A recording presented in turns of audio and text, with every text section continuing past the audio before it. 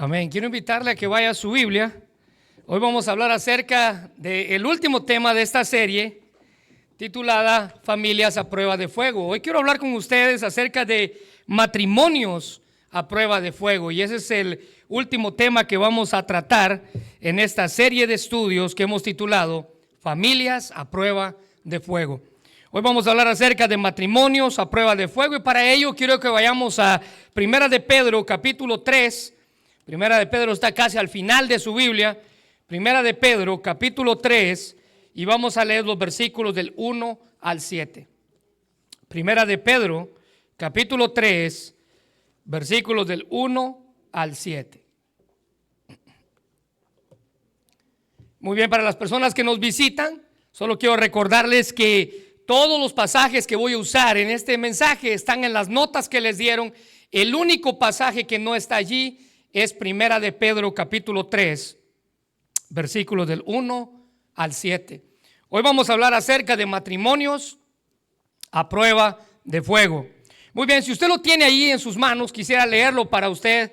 El versículo 1 dice: Asimismo, vosotras mujeres, estad sujetas a vuestros maridos, para que también los que no creen a la palabra sean ganados sin palabra por la conducta de sus esposas, considerando vuestra conducta casta y respetuosa. Vuestro atavío no sea el externo de peinados ostentosos, de adornos de oro o de vestidos lujosos, sino el interno, el del corazón, en el incorruptible ornato de un espíritu afable y apacible, que es de gran estima delante de Dios.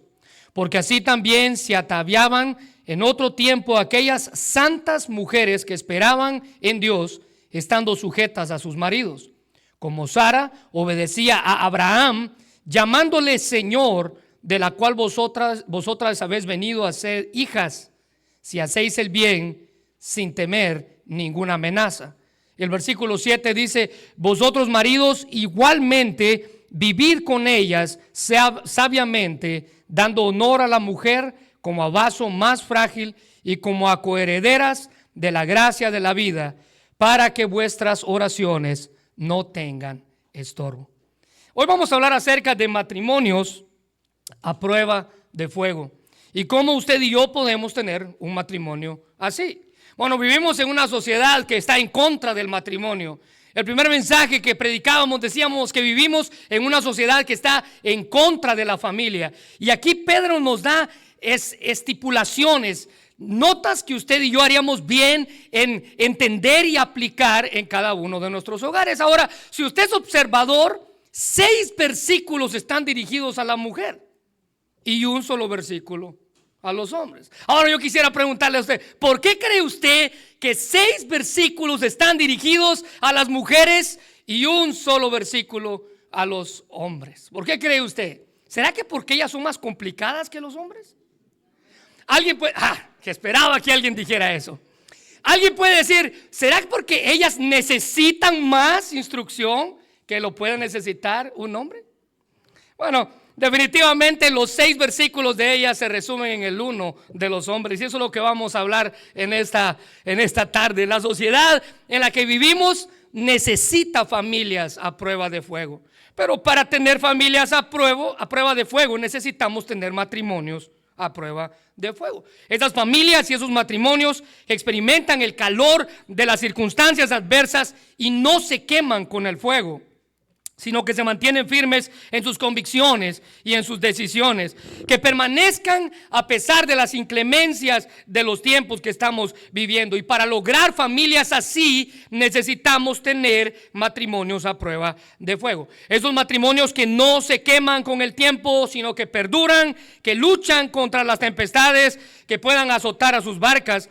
Mire, la diferencia entre un matrimonio que perdura en uno que se muere en el camino simplemente es la permanencia, la persistencia.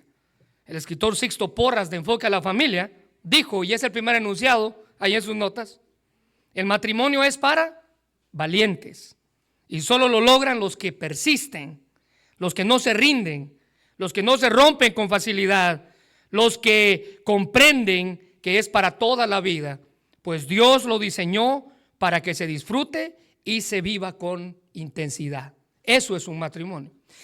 La Biblia tiene mucho que decir sobre el matrimonio, pero en Proverbios 18:22 se nos exhorta a nosotros como hombres diciendo: el que haya esposa haya el bien y alcanza la benevolencia de Jehová. Ahora subraya esa frase, por favor: el que haya esposa haya el bien. Proverbios está describiendo la dulzura, la bendición del matrimonio. Haya el bien y alcanza la bendición o la benevolencia de Jehová. Así que de la felicidad del matrimonio dan testimonio aquellos esposos que luchan cada día contra viento y contra marea para hacer de su matrimonio a prueba de fuego. Son matrimonios a prueba de fuego. Hace un tiempo leí un artículo titulado Claves para lograr un matrimonio a prueba de fuego. Está ahí en sus notas, parte de lo que decía el artículo. El artículo era extenso, pero estos 4 puntos, en primer lugar, pues si usted quiere tener un matrimonio a prueba de fuego, decía este escritor, haga feliz al otro para ser feliz usted. ¿Ya lo encontró? Haga feliz al otro para ser feliz usted. Mire, decía este hombre: si usted se casó para ser feliz, usted es un pobre egoísta. Usted es un pobre egoísta. Esto es muy parecido a aquellos padres que dicen: voy a tener hijos para ser feliz. No. Porque usted es feliz, entonces usted tiene hijos. Usted no trae un niño a amargarle la vida al mundo porque usted no es feliz. Es porque usted es feliz que usted tiene hijos. Ahora, note en segundo lugar, dele su lugar a Dios. Este hombre decía: si usted quiere tener un matrimonio a prueba de fuego, dele el lugar en su matrimonio que a Dios le corresponde. Porque el matrimonio cristiano es conectarse con la fuente infinita del amor, y la fuente infinita del amor es Dios. Ahora note en tercer lugar, mantenga un diálogo continuo. Un diálogo continuo. Los esposos tienen que aprender a mantener esa clase de diálogo continuo, a hablar todo el tiempo sobre todas las cosas que pasan en nuestra vida. Es un diálogo no ininterrumpido por el cansancio, por la costumbre, por el celular, por la televisión. Nada lo interrumpe, es un diálogo continuo. Y en cuarto lugar, vayan juntos de la por la vida, porque los esposos comparten toda la vida. Son básicamente compañeros de viaje, van juntos de la mano en esta vida. Y Pedro aquí, hermanos, en este pasaje que acabamos de leer, nos describe la clase de corazón que debemos tener en el vínculo especial llamado matrimonio. Dios lo hizo para que fuera indestructible. Dios creó el matrimonio en el huerto del Edén con la primera pareja que Él creó, pero Él creó el matrimonio para que el matrimonio fuera una institución indestructible. Cuando un grupo de fariseos se le acercó a Jesús para preguntarle sobre el divorcio, Jesús enseñó que Dios había hecho el matrimonio para toda la vida. Dios lo hizo indestructible. En Mateo 19:6 dice: así que, palabras de Cristo, ya no son más dos, sino una sola carne. Por tanto, subraya esto por favor: lo que Dios juntó, no lo separe el hombre. El matrimonio fue hecho para ser indestructible. Ahora, aquí hay una pregunta que estoy seguro que vamos a comentar en nuestras células. ¿Qué cosas pueden quemar nuestro matrimonio? ¿Qué cosas pueden quemar nuestro matrimonio? Bueno, Pedro nos da pautas aquí para el esposo y para la esposa. Pedro nos da responsabilidades que nos corresponden dentro del matrimonio y que al cumplirlas, dice él, vamos a estar haciendo de nuestro matrimonio un matrimonio a prueba de fuego. Ahora, Pedro dice que para tener un matrimonio a prueba de fuego necesitamos checar primero qué hay en nuestro corazón. Porque el matrimonio a prueba de fuego es un asunto del corazón. Ahora, nota en primer lugar, ahí en sus notas, Pedro nos muestra en primer lugar el corazón de una esposa piadosa. Para usted tener un matrimonio a prueba de fuego, tenemos que ser, en el caso de las hermanas, una esposa piadosa, tener un corazón de una esposa piadosa. Pedro inicia hablando, les dije, los primeros 6 versículos enfocados especialmente a la mujer. No porque ella necesite más, no porque ella tenga que instruirle más, no, es simplemente porque Pedro nos presenta en primer lugar la necesidad primordial es ver el corazón de su esposa. Pedro estaba escribiendo, mire, ¿por qué Pedro se dirige en primer lugar a las mujeres y no a los hombres? Bueno, la razón es por la cultura en la que ellos vivían. Pedro vivía en medio de una cultura greco-romana del primer siglo, donde las mujeres recibían poco o ningún respeto. Por eso Pedro se dirige primero a las hermanas de la iglesia. Cuando ellas estaban en casa de su padre, ellas estaban bajo una ley, ellas estaban sujetas bajo una ley romana llamada la patria potesta. ¿Se recuerdan que en alguna ocasión he hablado de eso? La patria potesta, que en latín o en español significa el poder del padre. La ley le concedía al padre toda la autoridad sobre sus hijos y sobre sus hijas. Incluso hasta la vida y la muerte dependían del padre. Es por eso que Pedro se dirige primero a las hermanas, por la cultura en la que él estaba viviendo. Y cuando una mujer en aquella época se casaba, los esposos tenían una ley muy parecida a la que los padres tenían, donde ella venía a estar bajo la autoridad del esposo. Esta sociedad relacionaba a las mujeres simplemente con simples sirvientas, decía un autor, que debían quedarse en casa y obedecer a sus esposos. Por eso es que Pedro en primer lugar se dirige a ellas, y por eso es que Pedro dirige una porción más extensa del pasaje a ellas. En aquella época y dentro de esta cultura que les acabo de mencionar, cuando un hombre se convertía a Cristo, por lo general, él traía a toda su familia a su nueva religión, es decir, al cristianismo. Cuando un hombre conocía a Cristo, él traía a toda su familia a la iglesia para que todos conocieran de Dios y así juntos podían servirle como familia. Cuando un hombre se convertía. Un ejemplo claro de esto, si usted se recuerda, en Hechos capítulo 16, cuando el carcelero conoce a Pablo y a Silas, estos le presentan el evangelio y la Biblia dice en Hechos 16:33, y él, el carcelero, tomándolos en aquella misma hora de la noche, les lavó las heridas, y subraya esto por favor, y enseguida se bautizó él con todos los suyos. Toda su familia creyó lo mismo que él creyó. Algo contrario ocurría cuando una mujer se convertía. Cuando una mujer llegaba a conocer el evangelio y llegaba a ser cristiana, se convertía al cristianismo, por lo general ella iba sola a la iglesia. Y si el marido no estaba de acuerdo con las nuevas creencias de su esposa, ella podía poner en peligro su matrimonio al exigir sus derechos como una mujer libre en Cristo. Gálatas capítulo 3, versículos 27 y 28. Porque todos los que habéis sido bautizados en Cristo, de Cristo estáis revestidos. Nota el versículo 28. Ya no hay judío ni griego, ya no hay esclavo ni libre, ya no hay varón ni mujer. Si ella llegaba a pronunciar esas palabras en su casa, iba a tener muchos problemas. Porque todos vosotros sois uno en Cristo. De ahí que Pedro se enfoque a ellas principalmente. Entonces, si una mujer decidía obedecer el evangelio, esa decisión podía resultar en un grave maltrato por parte de su marido, que no era salvo. Él podía maltratarla. Recuérdense que ella venía a ser una simple sirvienta de la casa de su padre, ahora la casa de su esposo. Y Pedro tranquilizó a las mujeres cristianas casadas con incrédulos, indicándoles que no tenían ellas que predicarle a sus esposos, sino que cuando se encontraran bajo tales circunstancias, dice Pedro, su mejor manera de llegar a ellos sería mediante su servicio amoroso. Ellas debían mostrar al esposo el amor abnegado de Cristo, el mismo que Cristo le mostró a la iglesia.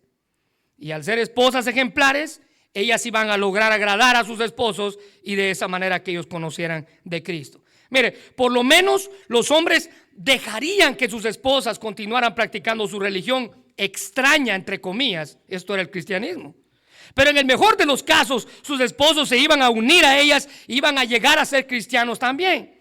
Y la clase de cualidades que Pedro presenta en estos pasajes que acabamos de leer demuestran el corazón de una esposa piadosa que tiene como propósito mantener su matrimonio a prueba de fuego. Las instrucciones de Pedro son prácticas. En primer lugar, allí en sus notas, hablando de el corazón piadoso de su esposa, Pedro dice que ella debía permanecer con él, con el incrédulo, con aquel que no conoce de Cristo. Nota el versículo 1, por favor. Asimismo vosotras, mujeres, estáis sujetas a vuestros maridos, para que también los que no creen a la palabra sean ganados sin palabra por la conducta de ellos. Pedro le dice: usted no tiene que separarse de él, usted tiene que quedarse con él. Si él deseaba mantener la unión, ella no debía divorciarse de él. Su papel en el hogar no era dejarlo, sino amarlo y guiarlo a los pies de Jesucristo. Ella podía ganarlo por su testimonio, dice el apóstol Pedro. En primera de Corintios capítulo 7 versículo 13, el apóstol Pablo tiene una idea similar al decir: y si la mujer tiene un marido que no sea creyente y él consiente en vivir con ella, subraya esto, no lo abandone. No lo abandone, quédese con él. Quédese con él. Ahora hay que aclarar que este consejo es para aquellos que ya estaban casados, no para los que pensaban en casarse. Y esto es para todos los jóvenes solteros que están aquí. Usted no busca a alguien para casarse y ganarlo para Cristo. No, eso no funciona así. Estas mujeres ya estaban casadas con ellos. Y Pedro le dice: usted no tiene que dejarlo. Su testimonio lo va a convertir. Eso no funciona así. No es que usted busque a alguien para convertirlo. Pablo continuó diciendo que los cónyuges no salvos se benefician de las bendiciones divinas que sus cónyuges salvos reciben de parte de Dios. Ellos terminan recibiendo por parte de sus cónyuges. Miren lo que dice primera de Corintios 7:14. El apóstol Pablo siempre hablando, diciendo: porque el esposo no creyente, subraya esto, ha sido santificado por la unión con su esposa. Por eso es que Pedro y Pablo dicen: no lo deje, no lo abandone. Y la esposa no creyente ha sido santificada por la unión de su esposo creyente. Si así no fuera, mire esto, sus hijos serían impuros, mientras que de hecho son santos. Pero si un esposo incrédulo, dicen ambos escritores, el apóstol Pedro y el apóstol Pablo, si un esposo incrédulo no quiere permanecer con su esposa creyente, ella no tiene que obligarlo a quedarse con él, ya que esto únicamente sería una causa de más dificultades sumadas a las que ella ya tenía en la cultura en la que vivía. Esto es de mucha controversia en nuestros días. Iglesias dicen una cosa, iglesias dicen otra cosa. Quiero nada más subrayar lo que dice el doctor MacArthur, que está ahí en sus notas también. Él dice que cuando el vínculo se rompe bajo estas condiciones, es decir, él no quiere nada con ella por ser cristiana, el creyente, sea él o sea ella, queda libre para volver a casarse en el Señor, igual que en el caso de muerte. Mire lo que dice 1 Corintios 7:39. La mujer casada está ligada por la ley mientras su marido vive, pero si su marido muriere, libre es para casarse con quien quiera, con tal que sea en el Señor. Pedro y Pablo dicen: si él decide alejarse de ella, si él decide irse, ella no tiene la responsabilidad de quedarse atada a un hombre que no quiere estar con ella. Ella puede volver a casarse en el Señor. Cuando estaba escribiendo esto, pensaba en un hermano que conocí en Guatemala. Ustedes saben, asistí a una iglesia en Guatemala y este era uno de los líderes de la iglesia. El hermano se llamaba Aurelio, y este señor, cuando era joven, ya era un señor cuando yo lo conocí. Cuando él era joven, se casó con una jovencita de su misma edad. En aquel tiempo estaba la guerra interna en Guatemala.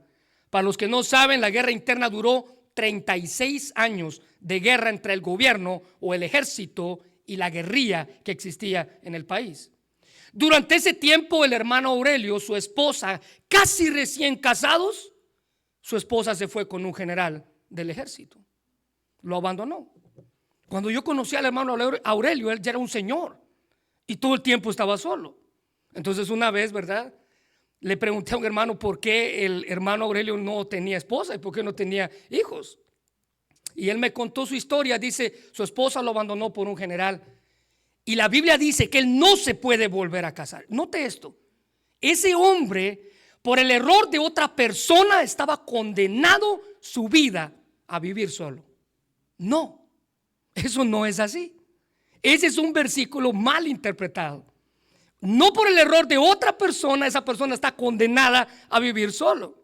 Y este señor, que ya andaba en los 50 años cuando yo lo conocí, y su matrimonio fue cuando él tenía 18 años, él fue fiel a Cristo durante toda esa época, y por un mal versículo, mal interpretado, no un mal versículo, sino un versículo mal interpretado, él condenó su vida a vivir en soledad. Bueno, aquí está diciendo, él puede volver a rehacer su vida. Ahora, nota en segundo lugar, porque estamos hablando de ellas. En segundo lugar, ella debía ser sumisa y fiel a su esposo. Mira el versículo 1 y el versículo 2.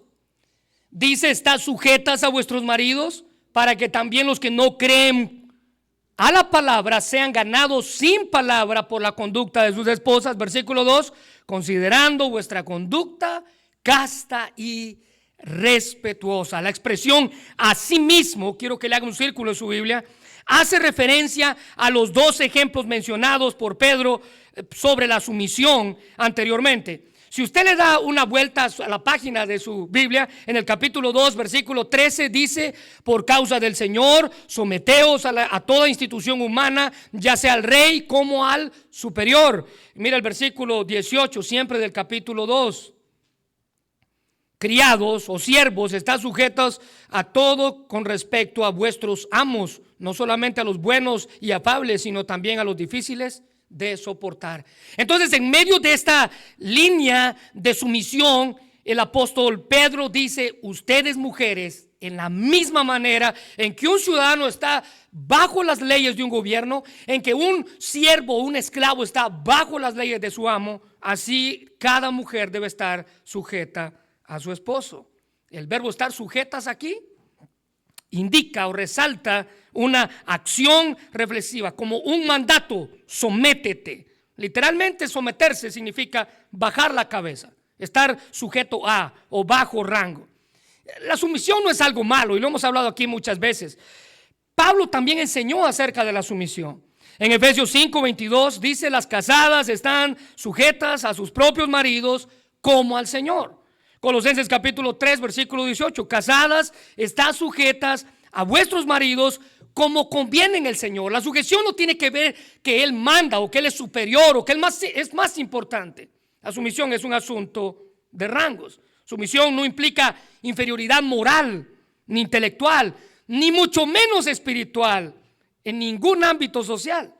Pero la sumisión es el diseño de Dios para las funciones necesarias para el bien de la familia y para el bien del matrimonio. Pedro enfatiza aquí en el versículo 1, estad sujetas a vuestros maridos, no a cualquier hombre, sino que a vuestros maridos. Indica la intimidad matrimonial y nos muestra que el apóstol no estaba mandando a las mujeres a someterse a todos los hombres bajo todo contexto, no, en un contexto específico, en el matrimonio y a su propio marido. Ahora, usted no se va a someter a su esposo, escuche bien, hermana, cuando él le mande a hacer algo que va en contra de la voluntad de Dios. Está de más decirlo. Usted no puede violar la ley de Dios por someterse a su esposo. No. Usted primero agrada a Dios y luego agrada a su esposo. Pero el principio aquí literalmente es obedecer a Dios primero y luego obedecer a su cónyuge. Así que note la importancia de la sumisión en el hogar. Dice, escuche bien el versículo, para los que no creen a la palabra. Si su esposa se somete a él, a pesar de ser inconverso, ella se convierte en un instrumento que Dios puede usar para ganarlo a él sin palabra. Ahora, esto no se refiere a la palabra de Dios, sino a las palabras de ella. ¿Se recuerda que al inicio le dije que en este caso Pablo y el apóstol Pedro no les manda a usted a predicar a su marido? No, a eso es lo que se está refiriendo. Se está refiriendo a sin palabra de ella. Mire, nadie es salvo si no cree en la palabra de Dios.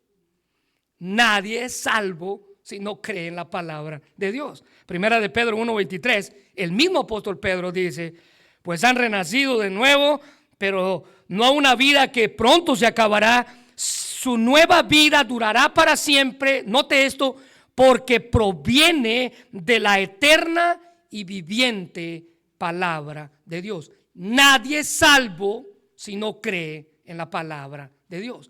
Pedro se está refiriendo aquí a las palabras de ella. Ella no tiene que hablar, ni decir nada, ni forzar nada. Ella simplemente tiene que seguir los lineamientos. Y el primer lineamiento es no abandonarlo, y el segundo lineamiento es ser sumisa y fiel. Ser sumisa y fiel. Esa es la importancia de su sumisión en el hogar. Primera de Pedro 1:23, porque proviene de la eterna y viviente palabra de Dios. Mire, el punto del apóstol Pedro aquí, refiriéndose al esposo, es a la conducta de ella, el testimonio de ella, que son las herramientas más valiosas que ella tiene para abrir el corazón de su esposo, para que conozca el evangelio de Cristo. Él necesita escuchar el evangelio y ella se lo va a compartir por medio de su conducta.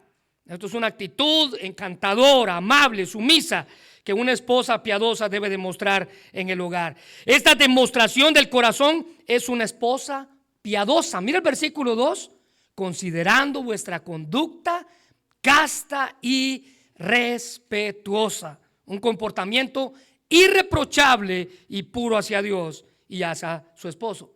Ahora, vea lo siguiente, ella fue llamada o debía ser modesta. Nota el versículo 3. Ella debía ser modesta. En tercer lugar, ella debía ser modesta. Mira el versículo 3. Vuestro atavío no sea el externo de peinados ostentosos, de adornos de oro o de vestidos lujosos. Ahora vea, en este texto no prohíbe a las esposas peinarse. Hermanas, lo tienen que hacer. Lo tienen que hacer. Aquí no está prohibiendo peinarse. Tampoco está prohibiendo usar joyas, como muchas iglesias dicen. Vuelvo a repetir, a la iglesia donde yo asistía, usted podía usar únicamente, si era posible, su anillo de bodas. Nada más. Nada más. Aquí no está prohibiendo ni peinarse, de la misma manera que no está prohibiendo usar joyas, ni tampoco usar ropa bonita. No está prohibiendo nada de eso. No está mal esa clase de adornos, pero escuche bien esto. Siempre y cuando usted no llegue a la extravagancia. ¿Ha visto esa gente que se pone hasta 10 cadenas para lucirlas? Anda con el montón de... No está diciendo, no llega a la extravagancia. De ahí que algunas traducciones añaden la palabra tanto a sus versiones, tanto entre comillas. Bueno, déjeme presentarle una versión. Primera de Pedro 3:3 de la Nueva Traducción Viviente. Está ahí en sus notas y quiero que le haga un círculo a la palabra tanto. No se interesen tanto por la belleza externa. Esa es la versión, la Nueva Traducción Viviente. Los peinados extravagantes, las joyas costosas, la ropa elegante, no se interesen tanto, dice esa versión. De acuerdo al comentarista William Barclay, que en algunas ocasiones se lo he mencionado, en el mundo en el que Pedro vivía, las mujeres arreglaban y pintaban su cabello frecuentemente. Según Barclay, que era básicamente un comentarista e historiador, dice que también usaban pelucas, especialmente pelucas rubias, con cabello importado de Alemania. Y Pedro tenía esto en mente al hablar del atavío, que era meramente externo. Pedro no prohibía a una mujer que se arreglara el cabello o que nunca usara joyería más de lo que prohibía que usaran vestidos. Está diciendo, no, vístase, use lo que usted quiera y peínese. Eso es lo que está diciendo el apóstol Pedro. Pero mire, un ejemplo claro de esto en las escrituras es la esposa de Cantar de los Cantares. ¿Se recuerda? La Sunamita, la esposa de Salomón.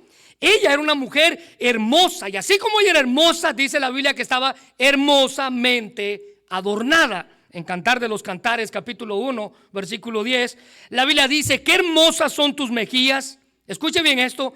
Tus pendientes las encienden aún más. Qué hermoso es tu cuello realzado con un collar de joyas. Ella estaba usando joyería y es parte de una mujer a la cual se le alaba en las Escrituras. Ahora note el capítulo 4, siempre de Cantar de los Cantares. Tus labios son dulces como el néctar, esposa mía, debajo de tu lengua hay leche y miel. Subraya esto, tus vestidos están perfumados como los cedros del Líbano. Era una mujer que vestía bien, era una mujer que olía bien. Ahora lo importante aquí, dice Pedro, es que esto no debía ser la preocupación principal. Escríbalo ahí, preocupación principal de la esposa o su interés primordial para demostrar su valor como mujer. Ella no iba a demostrar lo que valía en el vestido que tenía. Ella no iba a demostrar lo que valía en las joyas que tenía. Ella no iba a demostrar lo que valía en el peinado que estaba usando. Ella no era ese su valor. En la cultura grecorromana, les dije, en la que ellos vivían, de acuerdo a la época, las mujeres se dedicaban a su atavío superficial. Ellas usaban demasiado maquillaje, sus peinados en el cabello, haciéndose peinados extravagantes, altos, para que todo el mundo los viera, y usaban joyas costosas, o muchas de ellas. Pero dichos adornos, es lo que Pedro está diciendo, no contribuían en nada, en ninguna manera, para su transformación espiritual. En nada. Ningún vestido costoso le hace a usted verse más santa, ni una joya le hace a usted verse más pura, ni un peinado le hace a usted verse más devota. Eso es lo que Pedro está diciendo. Nada de esto ayuda a su contribución espiritual, ni maquillaje, ni los peinados, ni los vestidos. Habría que ver cuál era su conducta en casa. Nuestros matrimonios ya no son a prueba de fuego porque nos preocupamos más por lo exterior que por lo interior. Mujeres que se ven como princesas en las calles, pero se comportan como brujas en sus casas. Eso es lo que Pedro está diciendo. Está en el original, así que brujas en la casa y princesas en la calle. Eso es lo que Pedro está diciendo. En lugar de ser consumidas por la preocupación de esto, dice el apóstol Pedro, preocúpese por dar un buen testimonio cristiano en su hogar. Preocúpese por dar un buen testimonio cristiano en su hogar. ¿Sabe qué debe embellecer? Mire el versículo 4. Sino el interno, el del corazón, en el incorruptible ornato de un espíritu afable y apacible, que es de grande estima delante de Dios. No se preocupe por ponerse un vestido tan caro, dice él. Preocúpese por arreglar el corazón, que es lo que Dios ve en usted. Mire, esa frase en el versículo 4, subráyala por favor, sino el interno, el del corazón. Esas dos en el original es la persona oculta del corazón.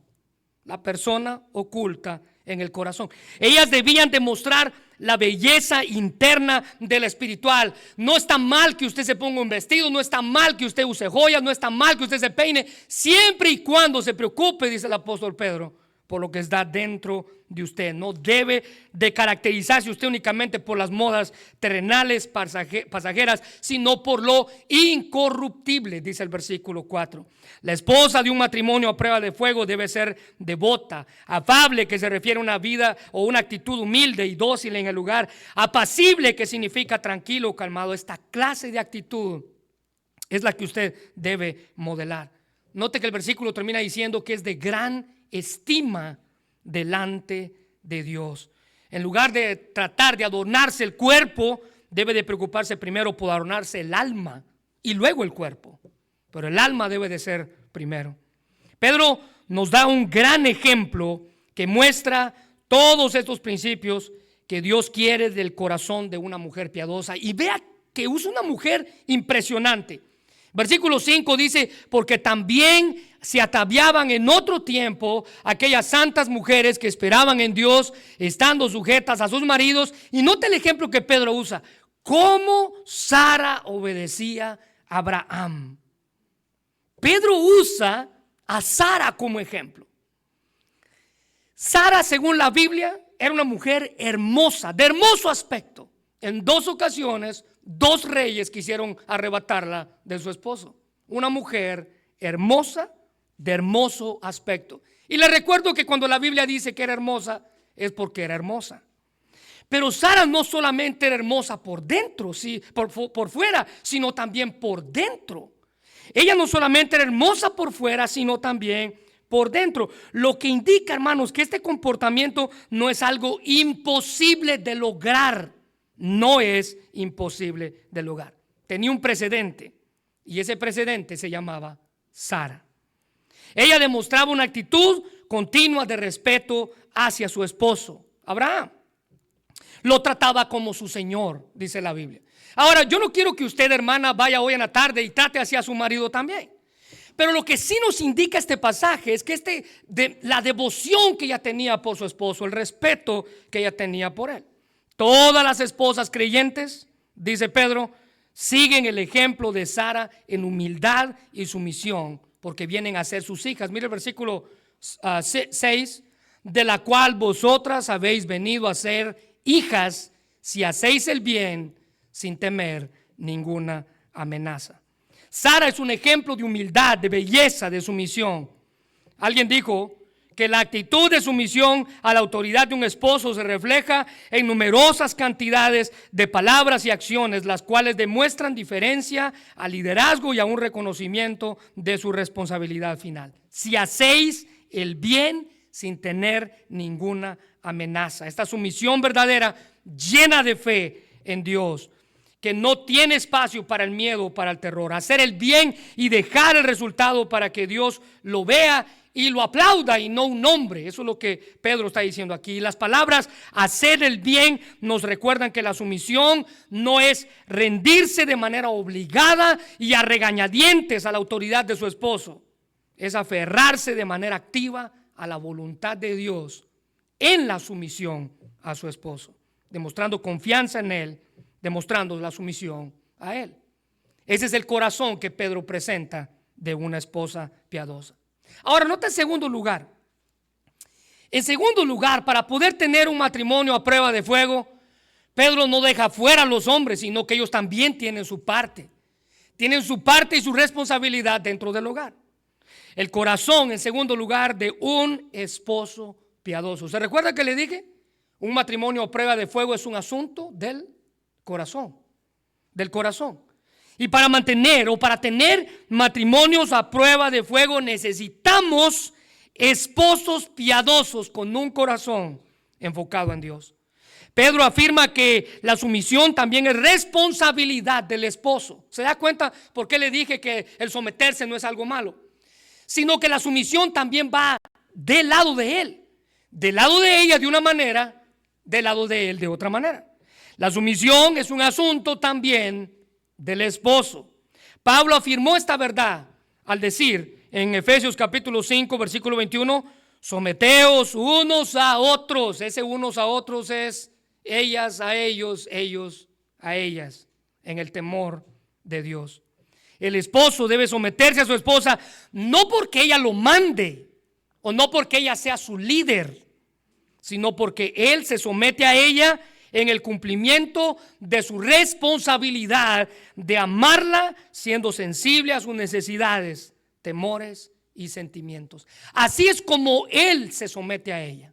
Él se somete a ella en la responsabilidad. Cuando él entiende la responsabilidad que él tiene de ser sensible a sus necesidades, a sus temores y a sus sentimientos. Alguien dijo que el esposo cristiano tiene que subordinar sus necesidades a las de su esposa, bien sea cristiana o no. Él las pone por debajo de las de su esposa.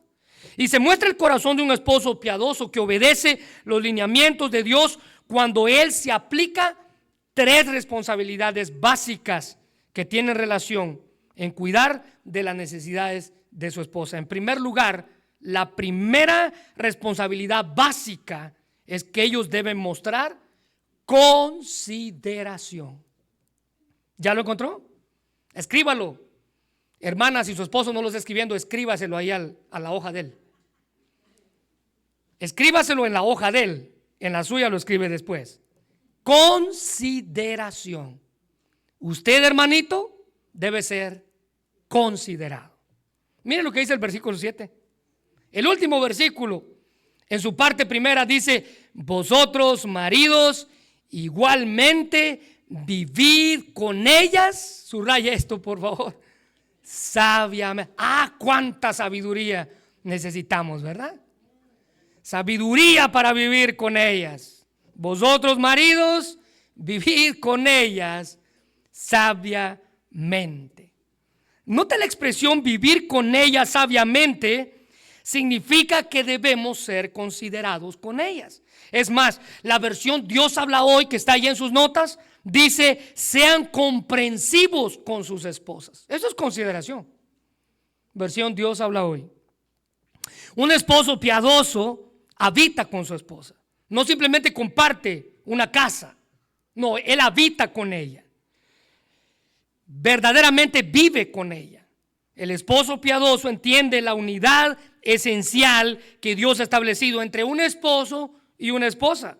La palabra traducida para vivir significa morar juntos, y esto se refiere a vivir con una persona íntimamente en amor. Mire lo que dice Efesios 5:28. Esto es para hombres. Así también los maridos deben de amar a sus mujeres como a sus mismos cuerpos. El que ama a su mujer, a sí mismo se ama. Crisóstomo, uno de los padres de la iglesia antigua, decía: ¿quieres que tu esposa te obedezca como la iglesia obedece a Cristo? Cuídala, así como Cristo cuida a la iglesia. ¿Se da cuenta? ¿Se da cuenta la relación entre una cosa y la otra? Si usted quiere, dice este hombre, que su esposa le obedezca a usted como la iglesia obedece a Cristo, entonces usted tiene que cuidar a su esposa como Cristo cuida a la iglesia. Mire, hoy en día es triste reconocerlo, pero muchos hombres viven en su casa, pero es como si no estuvieran allí. Viven allí, pero es como que si no estuvieran allí. Y debido a este motivo, nuestros matrimonios no son a prueba de fuego. Ahora, note que el sabiamente en el versículo, en la primera parte, habla de ser sensible y de tener en cuenta las necesidades físicas y emocionales de su esposo, de su esposa. El esposo piadoso se compromete al trabajo importante de velar por las necesidades físicas, emocionales y espirituales de su esposa. Y cuando entiende lo que pasa a su alrededor, él es capaz de demostrarle su amor por ella de una manera más afectiva.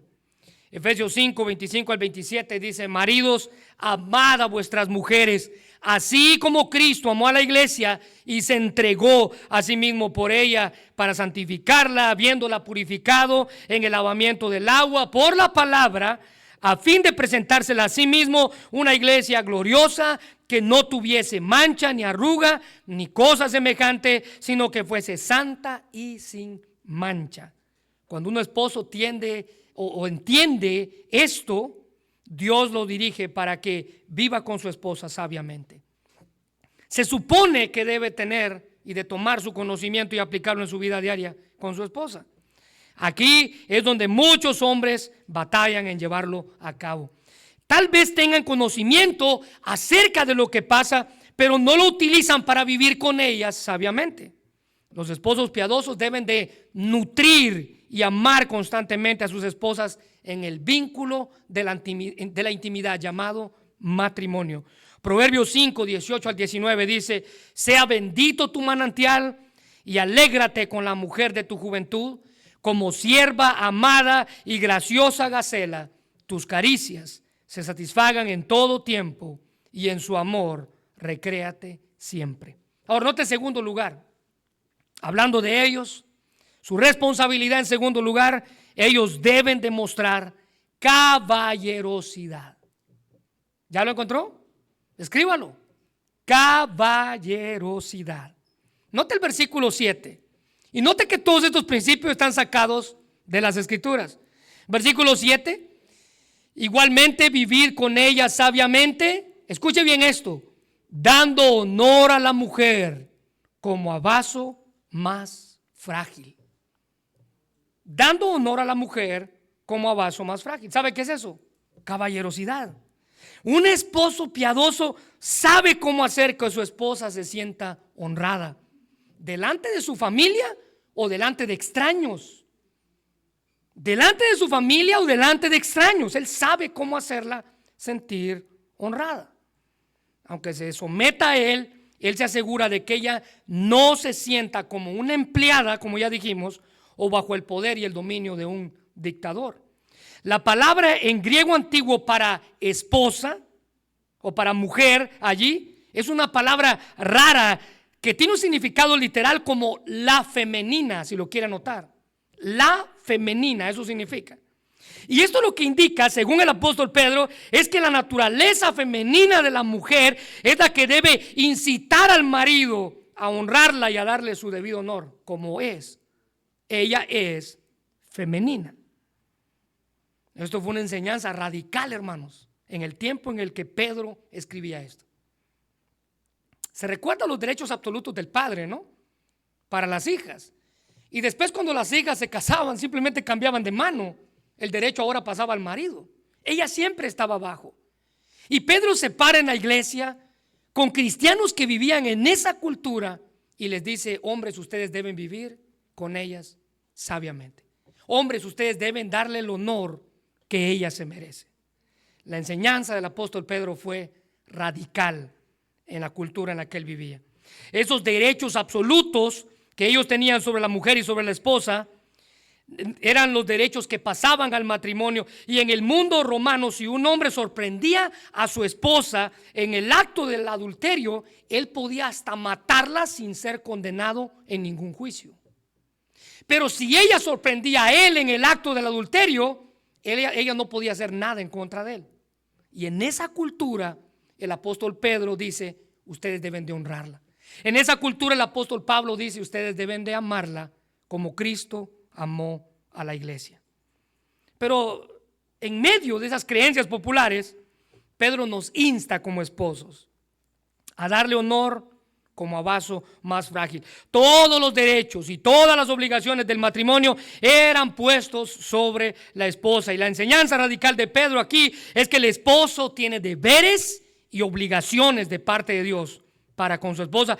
Así como la sumisión no implica inferioridad de aquellos que se someten, la frase vaso más frágil no significa que ella sea débil en carácter o débil en intelecto comparada con su esposo. No significa que ella sea débil en ningún aspecto. Mire, como hombre me atrevo a decir que en muchos casos las mujeres son más maduras que los hombres. Las niñas son más maduras que los niños. Hace unos años, los expertos en el trato con niños, psicólogos, hicieron un experimento donde colocaron a dos grupos en diferentes salones. Pusieron cámaras y micrófonos escondidos para que nadie se diera cuenta de lo que estaban grabando. En un grupo pusieron un montón de niñas, 5, 6 años. Lo pusieron en un salón. En otro salón pusieron niños de la misma edad, 5, 6 años. Y lo que querían era grabar audios y grabar imágenes de cómo interactuaban unos con los otros. Al final del experimento se sorprendieron al ver los resultados. Cuando revisaron las grabaciones de audio de las niñas, de los micrófonos que estaban en las niñas, los audios eran conversaciones claras, palabras claras, eran conversaciones lógicas.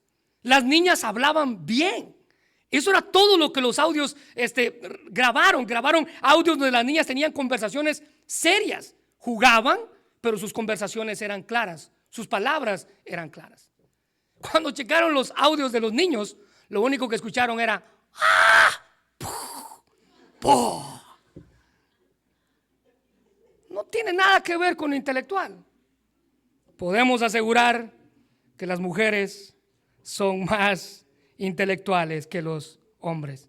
Así que la expresión vaso más frágil no significa tampoco que la mujer sea espiritualmente inferior al hombre.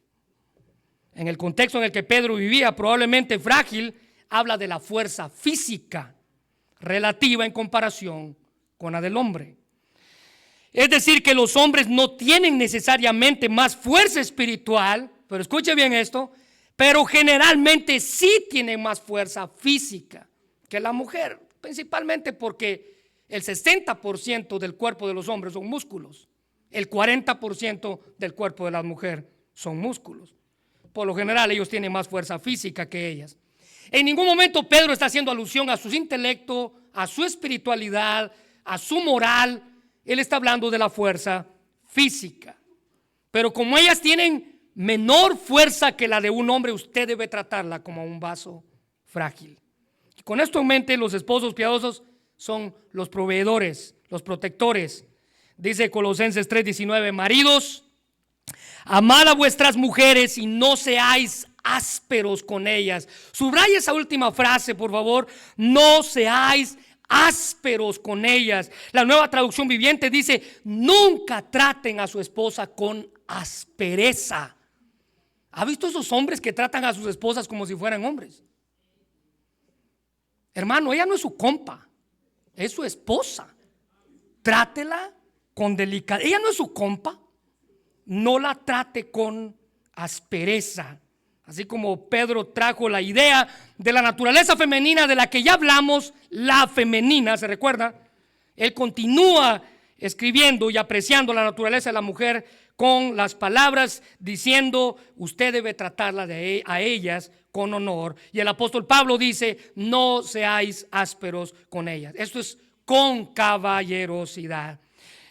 Los niños tienen que ser enseñados que a una niña no se le trata como puede tratar a otro niño. Desde pequeños ellos van a aprender.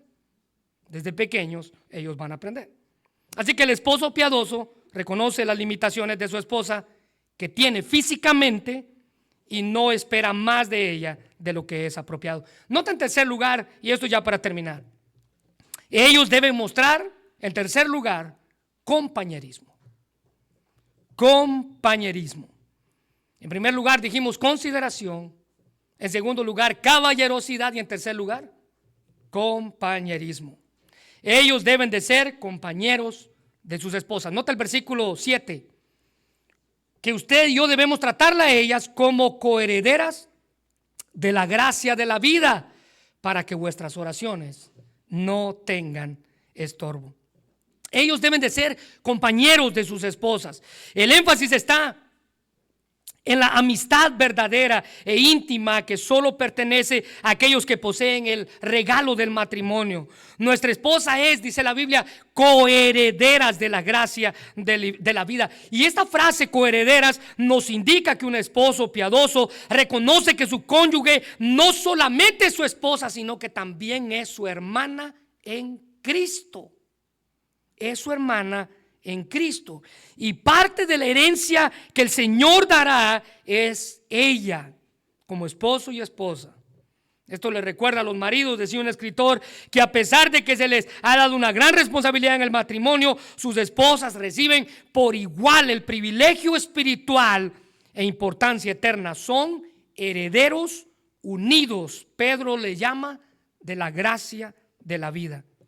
Recuerda que gracia es un favor no merecido. Permítame citar nuevamente al doctor MacArthur, que dice que el matrimonio es una providencia divina dada a la humanidad independientemente de la actitud que ésta tenga hacia el dador.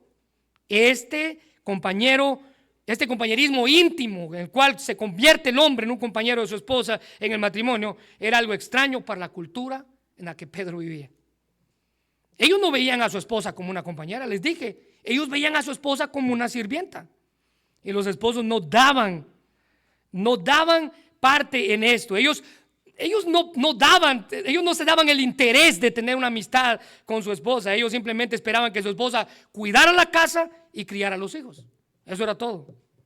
Y en medio de esa cultura, Pedro se para y les dice a los hombres: esa mujer que usted tiene a su lado es su coheredera en la gracia de la vida. Entonces el esposo piadoso, si quiere tener un matrimonio a prueba de fuego, tiene que cultivar las riquezas de Dios dentro de su matrimonio, dándole honor a su esposa en consideración, en caballerosidad y en compañerismo. ¿Sabe qué va a traer como resultado esto? Mira la última parte del versículo: que vuestras oraciones no tengan estorbo. El fallar en mi labor como esposo piadoso tiene consecuencias espirituales. Sin duda alguna sus oraciones tendrán estorbo. Y alguien dijo que ninguna amenaza divina más seria que esta es dada para los creyentes: la interrupción de todas las promesas de oraciones oídas y contestadas de parte de Dios.